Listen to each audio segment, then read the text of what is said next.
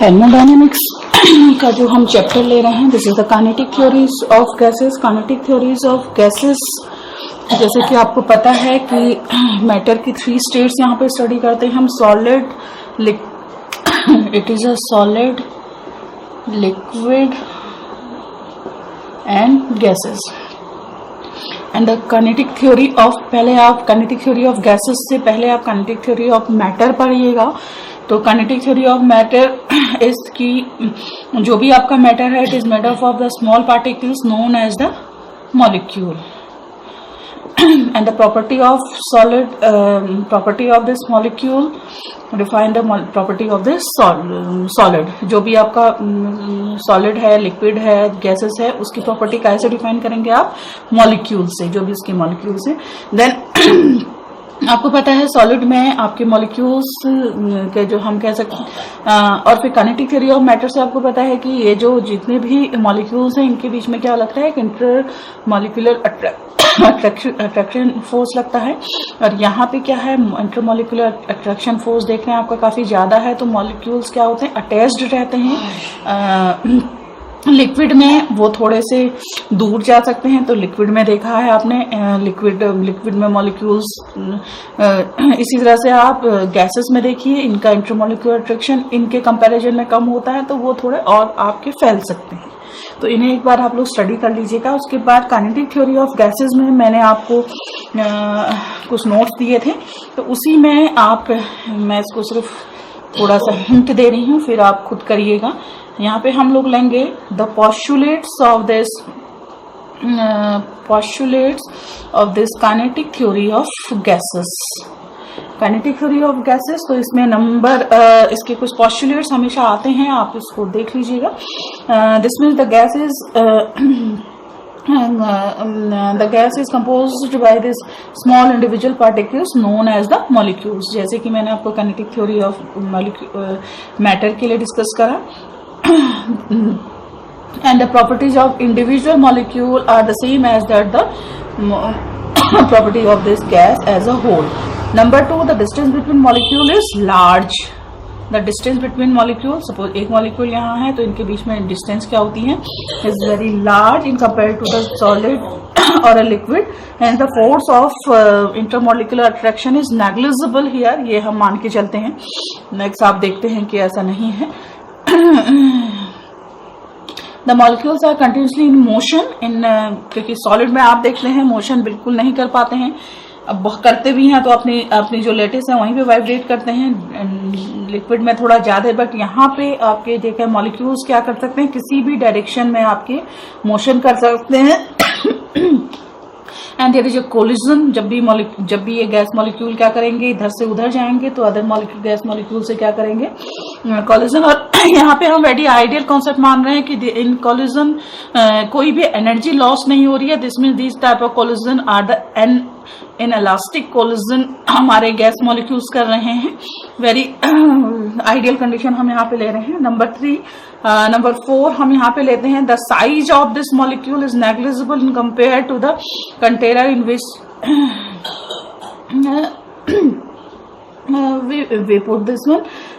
we put this gas, and the distance between any two and these molecules are in motion. Again we say that they make collision with each other. The distance between two collision is known as the mean free path। mean free path। Again the time of impact, यानी कि एक molecule दूसरे से जब impact कर रहा है तो हम ये मान के चलते हैं this time of impact is negligible in comparison to time taken to traverse in the free path. Okay, and next one is molecule are perfectly elastic sphere and there is a whole energy is kinetic। क्योंकि आपको पता है कि जो भी molecule है उसके पास energy कितने टाइप की होती है, हम कहते हैं they have 2 type energy, kinetic energy and potential energy. तो कोई भी मॉलिक्यूल क्या करेगा, partially kinetic and partially potential energy hold करेगा। तो काइनेटिक एनर्जी जैसे कि आप जानते हैं ये काहे से मिलती है, ड्यू टू देयर मोशन, और potential energy due to their intermolecular attraction. और यहाँ पे postulates of this kinetic theory of gases में हम मान रहे हैं कि there is no intermolecular attraction between the molecules of this gas, that mean potential energy यहाँ पे क्या हो रही है, जीरो हो रही है। तो हम मान के चल रहे हैं कि जो हमारी जो गैस है यहाँ पे जो हम स्टडी कर रहे हैं, इसकी होल एनर्जी क्या होगी, this one is the kinetic energy. इसके बाद इसके बाद मैं इसको नहीं लूंगी क्योंकि मैं आपको नोट्स बता चुकी हूँ। इसके बाद हमने लिखे थे the expression for this pressure of a gas. तो क्योंकि आपको पता है जब भी हमने इस कंटेनर में हमने गैस पुट कर रखी है, तो गैस मॉलिक्यूल क्या है, हमने कहा हम काइनेटिक थ्योरी ऑफ गैसेस से मान रहे हैं कि they are always in the they are in motion with velocity v, kinetic energy half mv square हम लोग ले रहे हैं, तो v वेलोसिटी से मोशन कर रहे हैं, तो ऑल पॉसिबल डायरेक्शन में इनका मोशन चल रहा है। ठीक है, तो ये क्या करेंगे, जब भी किसी भी वॉल से टकराएंगे तो वो क्या करेंगे, एक प्रेशर एक्सट्रैक्ट करेंगे। तो यही प्रेशर हमको यहाँ पे निकालना है, जो इस एक्सप्रेशन से मैंने निकाल रखा है सिंपल। यहाँ पे u is the velocity in x direction, v is velocity in y direction and w is the velocity in z direction, ये हमने ले रखी है। And the total energy here c square, c is the sum of आप इसे कहेंगे root mean square velocity के form में हम लोग लेंगे। The square of this one is the sum of u1, this is u plus u square plus v square plus c square. तो यहाँ पे हम एक कंसिडर कर रहे हैं सिंगल मॉलिक्यूल हम लोग ले रहे हैं एट पॉइंट P।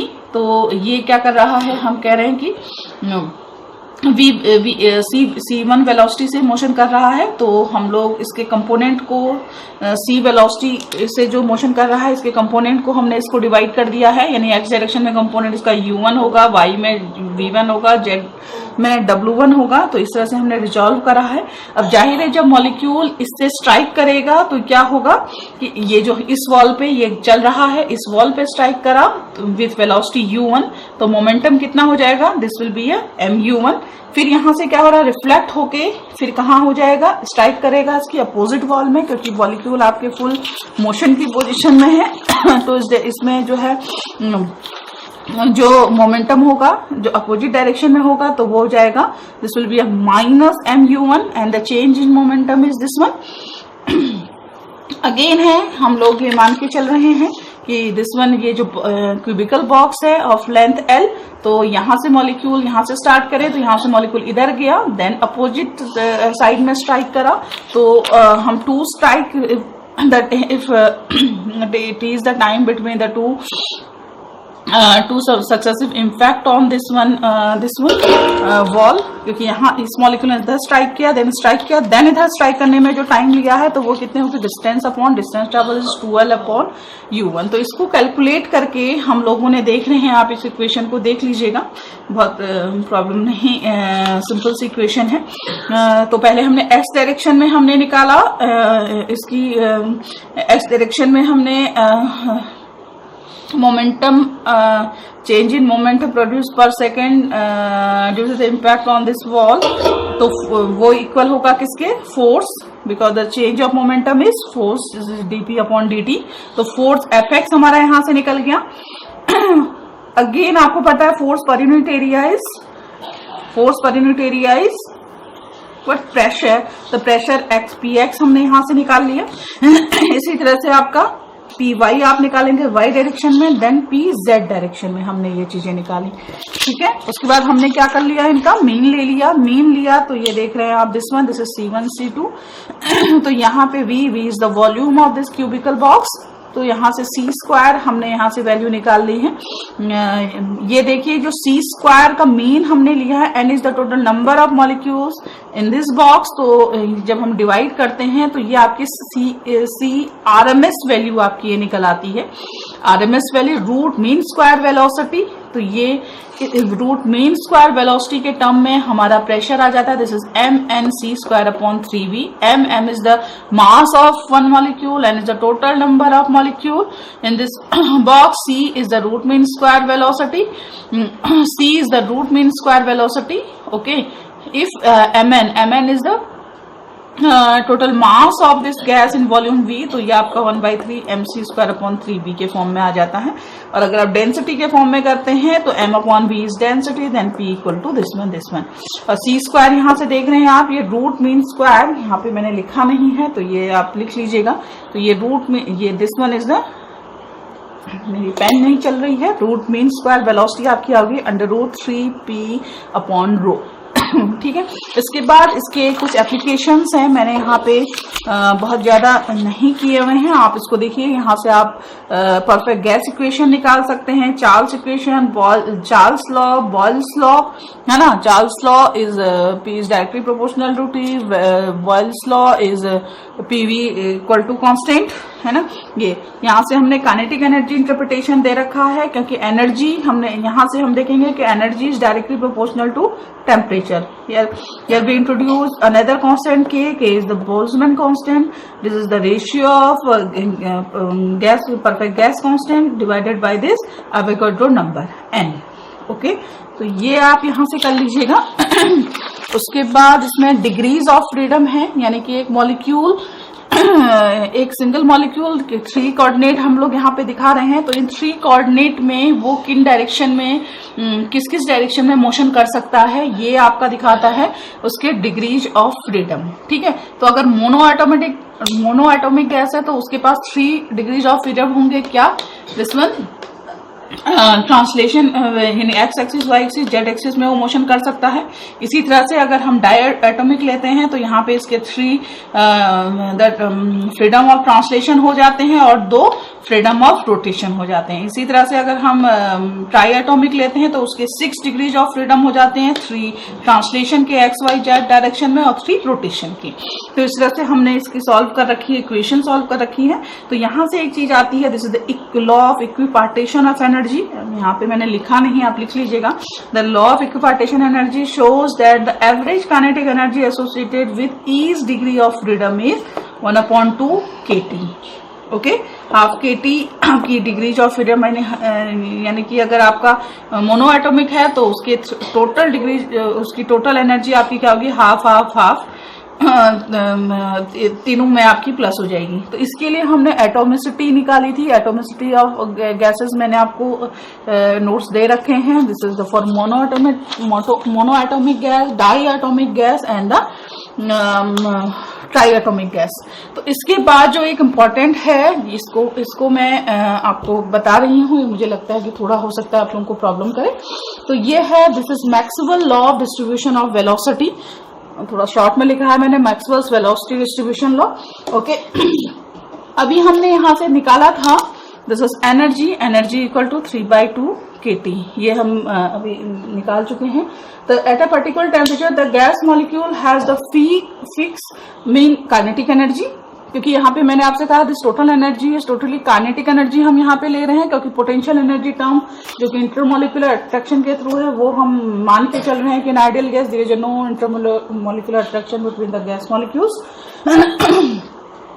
ओके, तो हम ये मान के चल रहे हैं कि आफ्टर अब गैस मॉलिक्यूल आपके क्या है, हमेशा आपके मोशन करते रहते हैं। तो मोशन करते रहेंगे तो वो क्या करेंगे? कोलिजन करेंगे। कोलिजन करने के बाद वो जाहिर है अपनी, यहाँ पे हम आइडियल कर रहे हैं कि कोलिजन भी इनएलास्टिक है, that means there is no change of energy between these collisions. तो बट हम आप देखेंगे कि इनकी जो टोटल हम लोग, अगर हम इसको आइडियली ना भी लें तो हम ये मान के चलते हैं कि there is some loss of energy, inelastic collision है at fix temperature T T पे तो ये मॉलिक्यूल जो आपके रैंडम मोशन में है कि suppose if they lost some energy, this means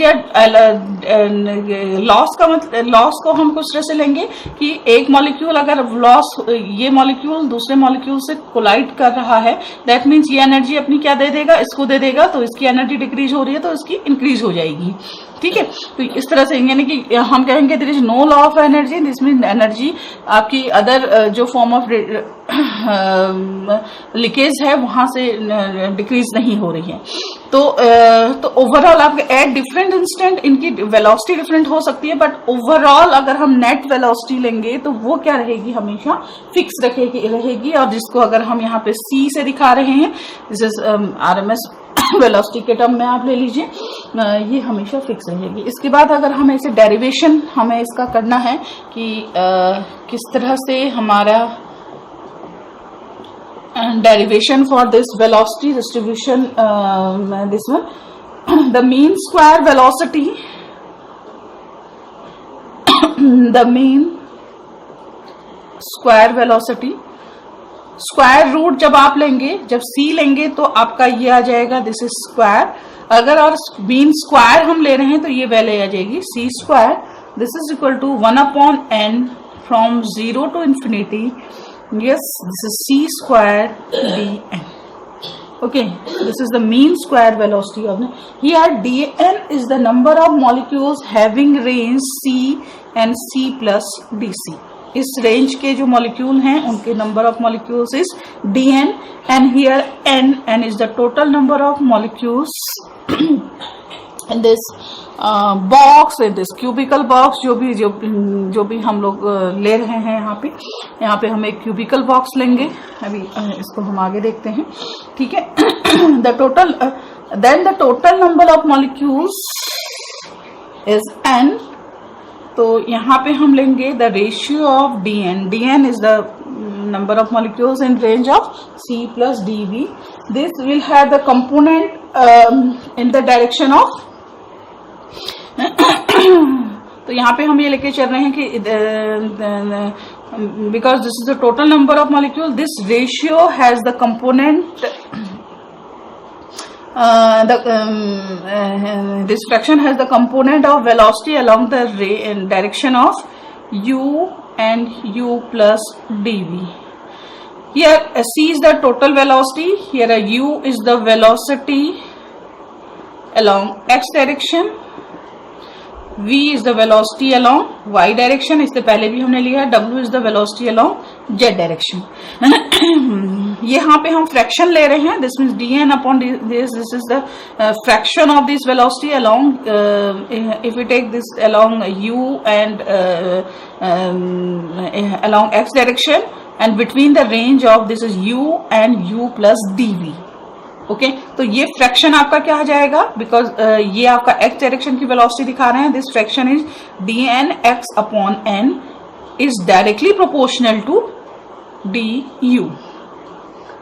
okay, हम ये मान के चल रहे हैं कि ये फ्रैक्शन किसके प्रोपोर्शनल होगा, when we take this fraction along x direction, this means this fraction is directly proportional to this range of this one, और you can say dash dnx अपॉन n equal to, here we take proportionality constant, this is du.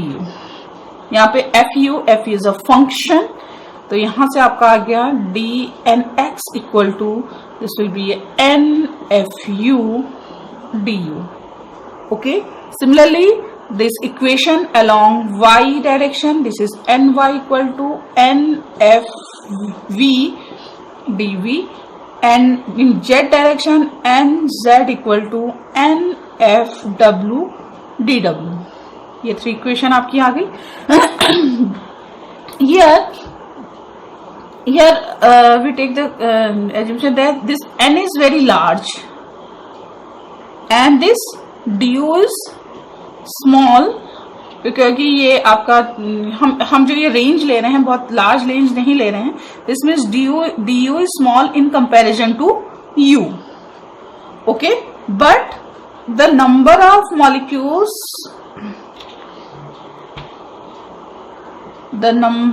Molecules in range u and u plus du is large. ये देख रहे हैं आप number of molecules very large, क्योंकि ये इस range के नंबर ऑफ मॉलिक्यूल्स दिखा रहा है, du रेंज के, ये dv रेंज के, दिस वन इस इक्वेशन से देखना because this multiplied by this one. If we take suppose the fraction of this molecule is in s direction, the fraction of this molecule whose y component of velocity is the fraction of the nx molecule whose y component, क्योंकि molecules आपके क्या हैं full random motion में है, तो इनका y direction component compound velocity कितनी है, this is v and v plus dv. तो उस कंडीशन में यू अगेन डिफरेंशिएट इट, तो उस कंडीशन में नंबर ऑफ मॉलिक्यूल्स कितने आ जाएंगे, this is d2 nx ny, this is equal to n fu fv, okay, this is du dv. And again this represent again this fraction is very large because it's multiplied again this one. Suppose the fraction of these component d2 nx ny component in the z direction, जिस तरह से हमने fraction इससे पहले लिया था, the fraction of this is d2 nx ny along z direction, and the z direction has the velocity range is w and w plus dw. तो यहाँ पे ये इक्वेशन आपकी आ जाती है, this means dq nx y z equal to n, it is the fu fv this is fw and this is du dv dw. ये आपका आ गया.